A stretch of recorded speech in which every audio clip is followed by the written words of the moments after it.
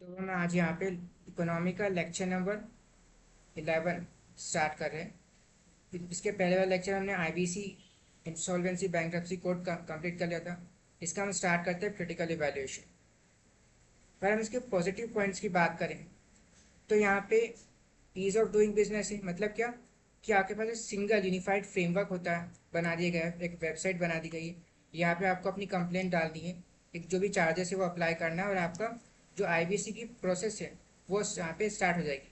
मतलब आप business India में इजीली कर सकते हो। करेक्ट, यूनिफाइड फ्रेमवर्क है।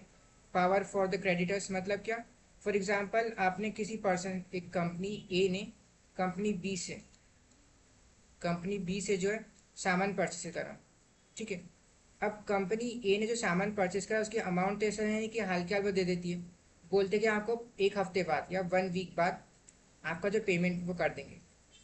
ठीक है, अब कंपनी बी यहाँ वेट करती है और 2 वीक हो जाते हैं। 2 वीक हो जाती है और अब कंपनी ए यहाँ पेमेंट करने से बोलती है कि हमारे पैसे अभी नहीं है, हम मना कर देती है। तो यहाँ पे आपके पास एक पावर है क्रेडिटर के पास कि वो आप आईबीसी में जाकर कंप्लेंट रजिस्टर करा सकते हो। और ए कंपनी को पता है अगर आईबीसी में कंप्लेंट रजिस्टर हो गई तो हो सकता है कि आपकी कंपनी जो है वो यहाँ पे जब्त कर ली जाए और उससे पैसा डिजॉल्व लिक्विडेशन करके यहाँ पे कंपनी बी को जो है क्रेडिटर को जो है पैसा मिल जाए। ठीक है, तो एक तरह से पावर फॉर द क्रेडिटर जो कि सिक्योर्ड और अनसिक्योर्ड दोनों क्रेडिटर को मिलती है। सिक्योर्ड मतलब क्या होता है, जिन्होंने कोलेट्रल जमा कर रखे। अनसिक्योर्ड मतलब क्या होता है, जिन्होंने कोलेट्रल नहीं जमा करे। इसके बाद टाइम बाउंड रिजोल्यूशन। पहले हुआ करता था कि एवरेज टाइम लगता था 4.3 ईयर्स का। ठीक है, किसी भी इस तरह की प्रोसेस में इसमें लगते थे 4.3 ईयर्स एवरेज टाइम। अब लेकिन अकॉर्डिंग टू लॉ, मतलब आईबीसी के लॉ के अकॉर्डिंग 330 डेज में आपकी जो प्रॉब्लम है उसको रिजॉल्व कर दिया जाएगा। लेकिन एक्चुअल में ये टाइम ज़्यादा लगता है, इससे ज़्यादा हो जाता है। ठीक है, 1.5 साल लग जाते हैं, 1.5 ईयर्स अराउंड। इसके बाद lesser time compare to earlier situation, पहले के कंपैरिजन में कम टाइम लगता है। कंसर्न्स की बात करें तो एप्लीकेशन को एक्सेप्ट करने में ही बहुत टाइम लग जाता है। एप्लीकेशन को एक्सेप्ट करने में ही बहुत टाइम लग जाता है। इसके बाद रिजोल्यूशन में भी बहुत ज़्यादा टाइम लगता है। ठीक है, जितना लॉ के अकॉर्डिंग 330 डेज है, लेकिन ज़्यादातर इससे ज़्यादा लग जाता है। ज़्यादातर केसेस में लिक्विडेशन होता है, मतलब कि कंपनी को सेल कर दिया जाता है, जो कि एक तरह से अच्छा सोल्यूशन नहीं है। क्योंकि अगर आप कंपनी को डायरेक्ट सेल कर दोगे तो मार्केट में एक तरह से गैप क्रिएट, जो जगह है वो क्रिएट होगी। ठीक है, प्रोडक्शन कम हो जाएगा एकदम से। जो मशीन्स हैं, जो स्टाफ है, वहाँ के एम्प्लॉयज़ हैं, इनको आपको सीधे निकालना ही पड़ेगा। ठीक है, उसके बाद रिकवरी रेट काफ़ी लो है। मतलब कि अगर आपने 100 करोड़ का लोन दिया है, 100 करोड़ रुपये किसी को दिए और आपको रिकवरी करनी है, तो कितने की 20 या 30%, मतलब कि आपको 30 करोड़ ही रिटर्न रिकवर कर पाओगे, उससे ज़्यादा नहीं। ठीक है, तो रिकवरी रेट काफ़ी कम है। इसके बाद हम आते हैं एसेट रिकंस्ट्रक्शन कंपनी पे। तो एसेट रिकंस्ट्रक्शन कंपनी क्या होती है कि फॉर एग्जांपल बैंक ने XYZ कंपनी को लोन दिया है और ये डिफ़ॉल्ट कर जाती है। कंपनी XYZ जो डिफ़ॉल्ट कर जाती है, अब बैंक क्या करेगी, अपना जो लोन है ये ट्रांसफ़र कर देगी ARC को। ARC जो है XYZ कंपनी को टेक ओवर कर लेगी। यहाँ पे जो भी उसको बायर सेलर मिलेगा कंपनी को ऑपरेशनलाइज करके जो भी अमाउंट है वो बायर से लेके बैंक को प्रोवाइड करा दी। तो इसको हम बोलते हैं एसेट रिकंस्ट्रक्शन कंपनी। ठीक है, इसके बाद आती है बैड बैंक्स। अब बैड बैंक्स क्या होती है, फॉर एग्जांपल एक बैंक है, इसके बाद 3-4 साल पुराने लोन पड़े हुए, NPS पड़े हुए, अभी उसके बैलेंस शीट में अच्छे नहीं लगते। ठीक है, बैलेंस शीट में अच्छे नहीं लगते, इससे क्या होता है, इन्वेस्टमेंट कम होती है बैंक में, डिपॉजिटर्स में डाउट क्रिएट होता है। तो बैंक करती क्या है, अपना जो NPA है वो ट्रांसफ़र कर देती है बैड बैंक्स को। अब ये बैड बैंक्स क्या होती है, स्पेशलाइज होती है कि जो एसेट है, जो रिकवरी, लोन की रिकवरी करने में, लोन रिकवरी में स्पेशलाइज होती है। अब इससे होता क्या है, पॉजिटिव पॉइंट्स की, जो बैंक है, ओरिजिनल बैंक जिसने लोन दिया था, उसकी बैलेंस शीट से जो है, जो ये NPA है वो जा चुका है, हटा जा चुका है। तो मतलब क्या, बैंक अपने प्राइमरी फंक्शन पे, मतलब जो डिपॉजिट से डिपॉजिट लेना है और डिपॉजिट लेना है, मनी ट्रांसफ़र करना है, लोन देना है, उस पर फोकस कर सकती है। उसके बाद रेज कैपिटल और इन्वेस्टमेंट एंड डिपॉजिटर्स मतलब क्या, चूँकि अब बैलेंस शीट बैंक की काफ़ी साफ़ है, अच्छी है, तो इन्वेस्टर्स काफ़ी अच्छा इजीली रेज कैपिटल कर सकती है, इन्वेस्टर्स इन्वेस्ट करेंगे, डिपॉजिटर्स भी अपने पैसे जमा करेंगे बिना किसी डाउट के। ठीक है। इसके कंसर्न्स क्या है कि एनपीएस एक्चुअल में बैंक के लिए, बैंक की जो शीट है वहाँ से तो चला गया है, लेकिन एक्चुअल इकोनॉमी में अभी भी वो सर्कुलेट कर रहा है। ठीक है। उसी के साथ एवरग्रीनिंग ऑफ लोन्स मतलब क्या, कि यहाँ पे कंपनी बैंक ए है, बैंक ए है, इसने लोन दिया एक कंपनी को। ठीक है। बैंक ए इसने कंपनी को लोन दिया। ठीक है। अब आगे चल के कंपनी क्या करती है, बोल देती है डिफॉल्ट कर जाती है कि हम, हाँ आपकी ईएमआई जो है पे नहीं कर सकते। तो एक कर, तो यहाँ पे क्या होता है, कंपनी एक और बैंक आती है बी, ये बैंक क्या करती है, बी, बैंक बी कंपनी को वापस से लोन देती है, और ये कंपनी ये बैंक से लोन लेके, बैंक बी से लोन लेके कंपनी बैंक ए को दे देती है। ठीक है। इस तरह क्या होता है कि यहाँ पे बैंक ए को अपना लोन वापस मिल जाता है, और बैंक की शीट जो है वो क्लियर रहती है, मतलब हमने लोन रिकवर कर लिया है, बैंक ए ने जो है लोन को रिकवर कर लिया है। लेकिन एक्चुअल में ऐसा नहीं हुआ, इसको बोलते हैं हम एवरग्रीनिंग ऑफ लोन्स, मतलब लोन बढ़ता ही जा रहा है। फॉर एग्जाम्पल यहाँ पे 1 करोड़ का लोन था। ठीक है। और आपको इंटरेस्ट पे करना है 8% का, तो 1.8, 1 करोड़, कम से कम 1 करोड़ 8 लाख, 8 लाख आपको पे करना है। ठीक है। आपने ये लोन यहाँ से लिया, इसको ट्रांसफ़र कर दिया। अब यहाँ पे लोन कितना है, 1.8 का तो आपने लोन लिया है, इसके ऊपर 8% आप और एक्स्ट्रा ऐड करो तो क्या आपको इंटरेस्ट भी पे करना है। मतलब क्या, ये लोन बढ़ता ही जा रहा है, evergreening of loans. Transfer of assets, in reality bank ने जो लोन है वो रिकवर करा नहीं है, बस एनपीए किसी और को ट्रांसफ़र कर दिया है। तो ये प्रॉब्लम है। रिकवरी, यहाँ पे रिकवरी रेट अगेन काफ़ी लो है, 30%, 20%, 25% ही है। ठीक है। ये नई प्रॉब्लम है।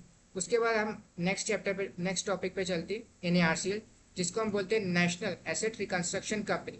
सेम एआरसी जो हमने पढ़ा था एसेट रिकंस्ट्रक्शन कंपनी, उसी का लॉजिक सेम लगाना है। ठीक है। यहाँ पे बस यहाँ पे चेंज क्या है कि 51% शेयर जो है, ऑब्वियसली यहाँ पे नेशनल लिखा था, गवर्नमेंट एंटिटी। ठीक है। तो 51% शेयर जो है यहाँ पे पब्लिक सेक्टर बैंक्स जो है हैंडल करती है। लेकिन यहाँ पे एक प्रॉब्लम ये क्रिएट होती है कि जो पब्लिक सेक्टर बैंक्स हैं वो प्रोफेशनल हायर करेगी किसी भी लोन को रिकवर करने के लिए, कि लोन भी अलग अलग टाइप के होते हैं। ठीक है। अब उसको प्रोफेशनल को हायर करने के लिए, या फिर जब लोन रिकवर हो जाए तो उसको वापस से फायर करने के लिए पीएसबी में इतनी इजीली नहीं होता है।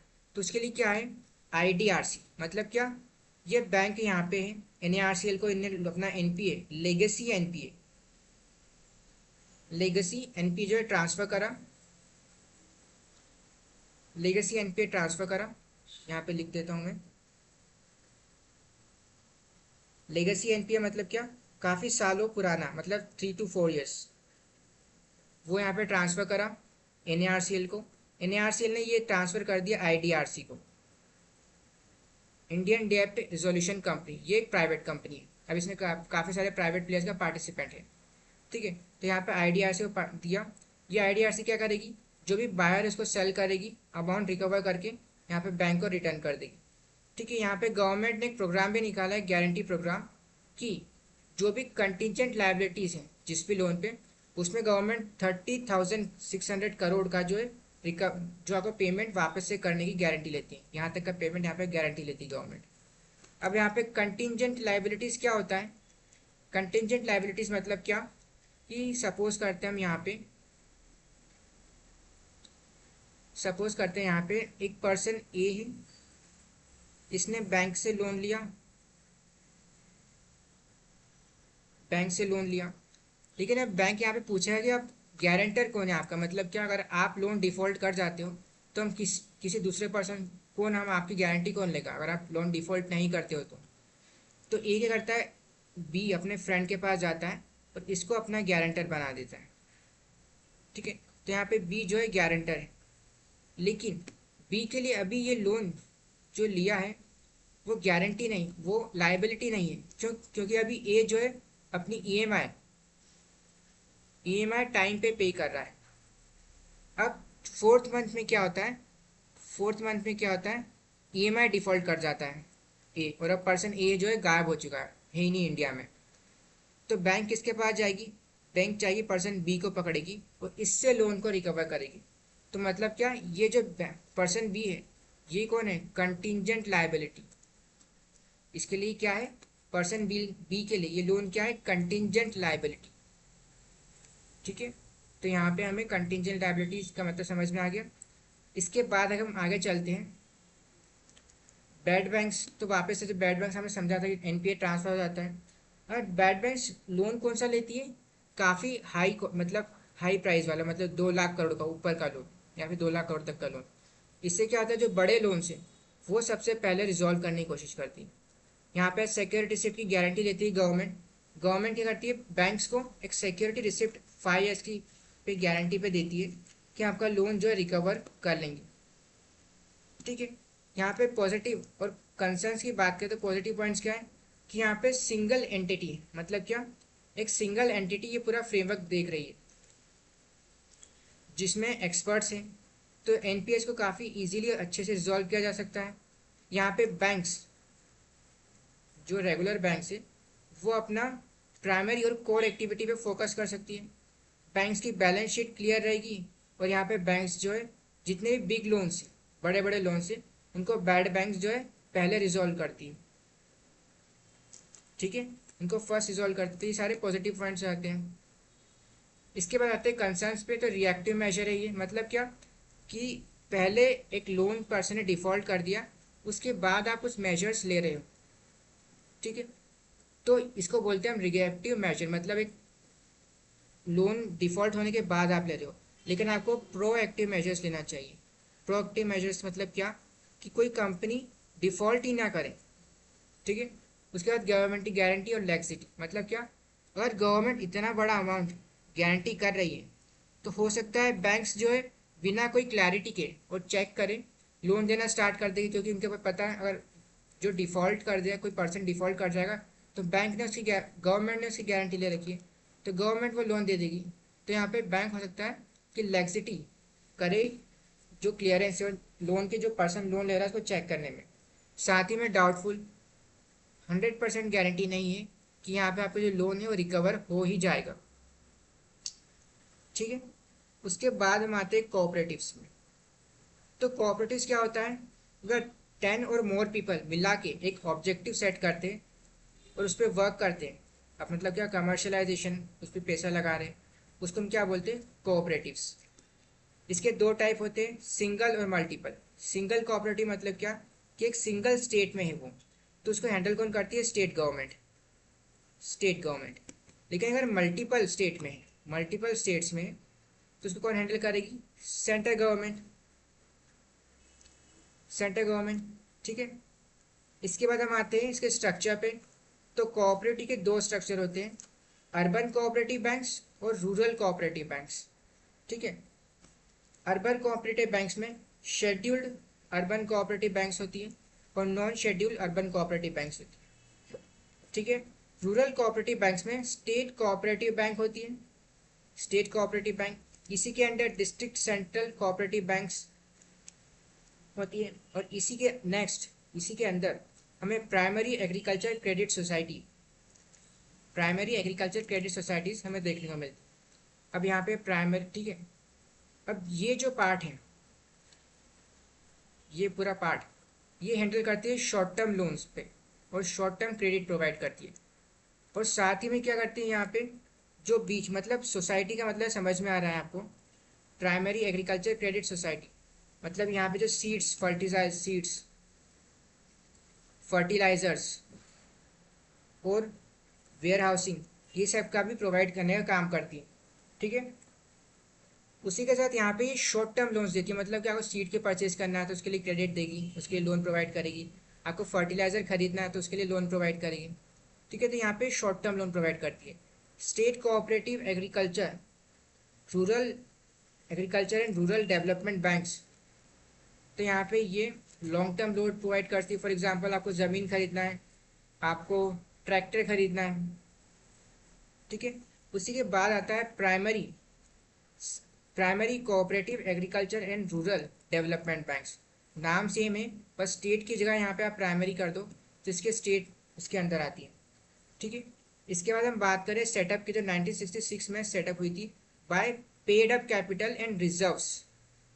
पेड अप कैपिटल मतलब क्या कि amount of money collected by the company when they issue shares, मतलब कोऑपरेटिव बैंक अपने शेयर बेचकर जो है पेमेंट और मनी कलेक्ट करती है। अब चूंकि ये बैंक है तो ऑटोमेटिकली आरबीआई के अंडर आ जाती है 1949 एक्ट के थ्रू। ठीक है, लेकिन यहाँ पे चूंकि कोऑपरेटिव बैंक है तो ड्यूल रेगुलेशन की प्रॉब्लम यहाँ पे क्रिएट होती है। मतलब क्या, ड्यूल रेगुलेशन की प्रॉब्लम क्रिएट होती है, मतलब क्या, स्टेट रजिस्ट्रार ऑफ कोऑपरेटिव्स, ये तो कोऑपरेटिव है तो ऑब्वियसली बात है स्टेट रजिस्ट्रार कोऑपरेटिव्स को देखेगा स्टेट। अब साथ में चूंकि बैंक भी है तो आरबीआई भी यहाँ पे इसको रेगुलेट करेगी। ठीक है, तो एक ये प्रॉब्लम यहाँ पे हमें देखने को मिलती है। अब आगे चलिए क्या होता है, कोऑपरेटिव बैंक्स में एक नया एक्ट अमेंड किया जाता है, अमेंडिंग बैंकिंग रेगुलेशन एक्ट 2020 में। तो इसमें क्या होता है, यहाँ पे जो चेयरमैन एमडी सीईओ है, पहले क्या हुआ करता था कि इलेक्शन हुआ करता था और इस इलेक्शन के थ्रू ये कोऑपरेटिव का हेड जो है सिलेक्ट होता था। ठीक है, लेकिन इसमें दिक्कत ये है कि कोऑपरेटिव का हेड जो है एक्सपर्ट नहीं है किसी चीज़ में, बैंक को हैंडल रेगुलेट करने में, एक नॉर्मल पर्सन है। अब हो सकता है कि जो लोन है वो अपने रिश्तेदार किसी को दे रहा है। ठीक है, तो ये प्रॉब्लम हो सकती है। तो यहाँ पे आरबीआई को ये पावर मिलती है कि वो चेयरमैन एमडी सीईओ कोऑपरेटिव के जो है अपॉइंट कर सकती है और रिमूव भी कर सकती है। ठीक है, तो अपॉइंटमेंट और रिमूवल की पावर जो है आरबीआई के पास मिल जाती है। उसके बाद बोर्ड ऑफ मैनेजमेंट यहाँ पे बनाया जाता है। ठीक है, क्योंकि यहाँ पे कोऑपरेटिव बैंक के पास एक्सपर्ट्स नहीं थे तो यहाँ पे बोर्ड ऑफ मैनेजमेंट बनाया जाता है जिसमें मिनिमम 5 मेंबर्स होना कंपलसरी है जो कि बैंकिंग सेक्टर के एक्सपर्ट्स हैं, और मैक्सिमम 12। ठीक है, और इन केस अगर आरबीआई को लगता है कि कोऑपरेटिव बैंक में जो ये बोर्ड है वो अच्छे से वर्क नहीं कर रहा है तो यहाँ पे आरबीआई जो अपना ऑफिसर असाइन करती है, और इस ऑफिसर की पावर जो है जिन बोर्ड से सुपरसीड करती है, मतलब आरबीआई ऑफिसर की बात मानी जाएगी, बोर्ड की नहीं। ठीक है, साथ में जो कोऑपरेटिव बैंक से वो बॉन्ड्स बना के या फिर शेयर से मनी को कलेक्ट कर सकती है, ठीक है। इसके बाद आता है रीजनल रूरल बैंक्स, जो कि 1975 में सेटअप होती है। इसका मोटिव और ऑब्जेक्टिव क्या है कि village industries, artisans and carpenters, craftsman और जो एग्रीकल्चर सोसाइटी है, एग्रीकल्चर में जो काम करने लोग हैं उनको लोन प्रोवाइड करना। क्योंकि जो यहाँ पे रूरल एरिया है यहाँ पे फाइनेंशियल पेनिट्रेशन और फाइनेंशियल इंस्टीट्यूशन काफ़ी कम है। तो यहाँ पे जो मनी लैंडर्स है, एक तरह से नॉन इंस्टीट्यूशनल बॉडी यहाँ पे बनी हुई है, तो इसको हटा के एक फाइनेंशियल इंस्टीट्यूशनल बॉडी यहाँ पे सेटअप करने की वजह से गवर्नमेंट जो है रीजनल रूरल बैंक्स लाती है। ठीक है, अब इसका सिस्टम क्या रहता है कि ऑब्वियसली बात है कोई बड़ी बैंक एग्रीकल्चर और रूरल एरिया में अपना बैंक सेटअप नहीं करना चाहिए। तो यहाँ पे गवर्नमेंट क्या करती है, फॉर एग्जांपल किसी बैंक को सेटअप करने के लिए और ऑपरेशन करने के लिए, चलाने के लिए 100% यहाँ पे एक मनी लगता है। तो इस 100% में से एसबीआई मतलब क्या, स्पॉन्सर बैंक, अब ये स्पॉन्सर बैंक कोई सी भी बैंक हो सकती है, तो एसबीआई यहाँ पे 35% शेयर देगी, सेंट्रल गवर्नमेंट यहाँ पे 50% शेयर देगी और स्टेट गवर्नमेंट जो यहाँ पे 15% शेयर देगी। ठीक है, अब इसमें कंसर्न्स क्या होती है, अब स्लो मोबिलाइजेशन ऑफ डिपॉजिट्स, मतलब क्या, अब फॉर एग्जांपल फार्मर जो है उसकी अब रेगुलर मंथली सैलरी तो आती नहीं है। अब उसने 4 महीने में फसल उगाई, उसके बाद सेल करा, तो अगर बोलोगे 4 महीने बाद जो है आपको वो डिपॉजिट करने के लिए वापस से आएगा। ठीक है, डिपॉजिट करने वापस आएगा, तो मतलब क्या, बैंक में डिपॉजिट करना बहुत कम होता है। एनपीएस बढ़ते जा रहे, large number of branches create हो रही। अब रीजनल रूरल बैंक्स अगर वो अर्बन एरिया में सेटअप होने लग जाएगी तो यहाँ पे वापस से वही प्रॉब्लम क्रिएट हो जाएगी कि रूरल में कौन सी बैंक रहेगी, वो सही से ऑपरेट नहीं करेगी। ठीक है, उसी के साथ जो टेक्नोलॉजी है, मतलब क्या, रीजनल रूरल बैंक जो है पैसा कम, डिपॉजिट्स कम होने की वजह से जो टेक्नोलॉजी है, नई एडवांस टेक्नोलॉजी वो नहीं लाती है। लेकिन अब क्या हो रहा है, जो दूसरी बैंक है वो यहाँ पे टेक्नोलॉजी ला रही है, तो डिपॉजिटर्स क्या करेंगे, यहाँ से शिफ्ट हो जाएंगे। डिपॉजिटर्स क्या होंगे, रीजनल रूरल बैंक से शिफ्ट हो जाएंगे। ठीक है, अब इसका एग्जाम्पल क्या है रीजनल रूरल बैंक का, तो सर्व हरियाणा ग्रामीण बैंक। मतलब क्या, गवर्नमेंट यहाँ पे ट्राई कर रही है कि one single state single one regional rural bank RRB, one state one RRB का ट्राई कर रही गवर्नमेंट। ठीक है, इसके बाद हम आते हैं NABFID पे। तो NABFID का फुल फॉर्म क्या होता है, national bank for financing infrastructure development. नाम से समझ में आ रहा है, इंफ्रास्ट्रक्चर डेवलपमेंट के लिए लोन्स प्रोवाइड करती है। इनिशियली क्या था कि 100% जो है गवर्नमेंट एंटिटी थी, बाद में इसको 20% 26% शेयर जो है प्राइवेट एंटिटीज़ को सेल कर दिए गए, प्राइवेट एंटिटीज़ को सेल कर दी गई। ठीक है, इसके फीचर्स की बात करें तो लोन प्रोवाइड करती है और एडवांसेस इंफ्रास्ट्रक्चर डेवलपमेंट के लिए। इससे प्राइवेट प्लेयर्स जो अट्रैक्ट होते हैं इन्वेस्टमेंट करने के लिए। फॉरेन पार्टिसिपेशन यहाँ पे बढ़ता है। यहाँ पे एक तरह से निगोशिएशन करने का, गवर्नमेंट और जो भी इन्वेस्टर है उसके बीच में निगोशिएशन करने का काम करती है। यहाँ पे एक तरह से कंसल्टेंसी सर्विस प्रोवाइड करती है इंफ्रास्ट्रक्चर डेवलपमेंट लोन्स के लिए। बेनिफिट्स की बात करें तो मल्टीप्लायर इफेक्ट, मतलब क्या, एक आप लॉन्ग टर्म लोन प्रोवाइड कर रहे हो इंफ्रास्ट्रक्चर डेवलपमेंट के लिए, तो ऑब्वियसली बात है यहाँ पे मनी सप्लाई बढ़ेगा, कैपिटल क्रिएट होगी लॉन्ग टर्म के लिए, कैपिटल क्रिएट होगी। उसी के साथ जो रोड्स क्रिएट हो रही है उसकी बनाने के लिए लेबर्स, इकोनॉमी में जो जॉब्स जनरेट होगी, जॉब्स जनरेट होगी। ठीक है, तो हमें एक मल्टीप्लायर इफेक्ट देखने को मिलता है।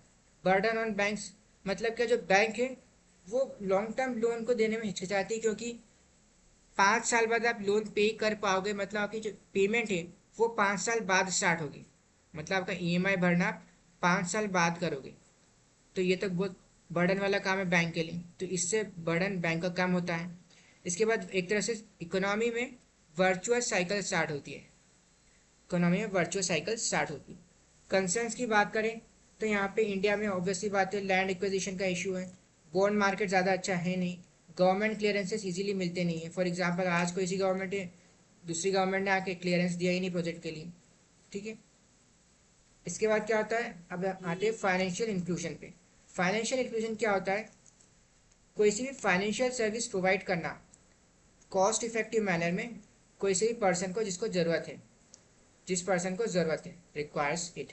मतलब क्या, कॉस्ट इफेक्टिव मैनर मतलब, अब फॉर एग्जांपल आपको बैंक में बैंक डिपॉजिट और बैंक अकाउंट ओपन करना है, लेकिन बैंक क्या बोलते हैं, आप सर्टेन डिपॉजिट आपका बैंक में होना ही चाहिए, नहीं तो आपका जो अकाउंट है वो फ्रीज कर दिया जाता है।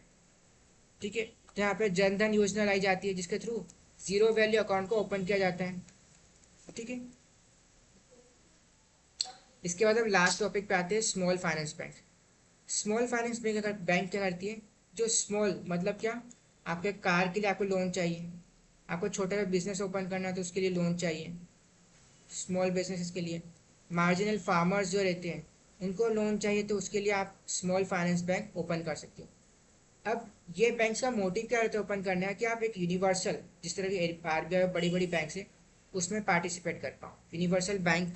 लेकिन इसके लिए पहले आपको RBI से रजिस्ट्रेशन, RBI के साथ रजिस्टर करना पड़ता है। तो आप 4-5 साल अपना जो बैंकिंग का स्मॉल फाइनेंस बैंक कंटिन्यू करते हो, उसके बाद RBI में अप्लाई करते हो, RBI में अप्लाई करते हो, और अगर RBI ने क्लियरेंस दिया तो आप स्मॉल फाइनेंस बैंक जो है एक यूनिवर्सल बैंक यहाँ पे बन जाती है, यूनिवर्सल बैंक यहाँ पे बन जाती है। ठीक है, तो हमारा आज का लेक्चर में इतना ही।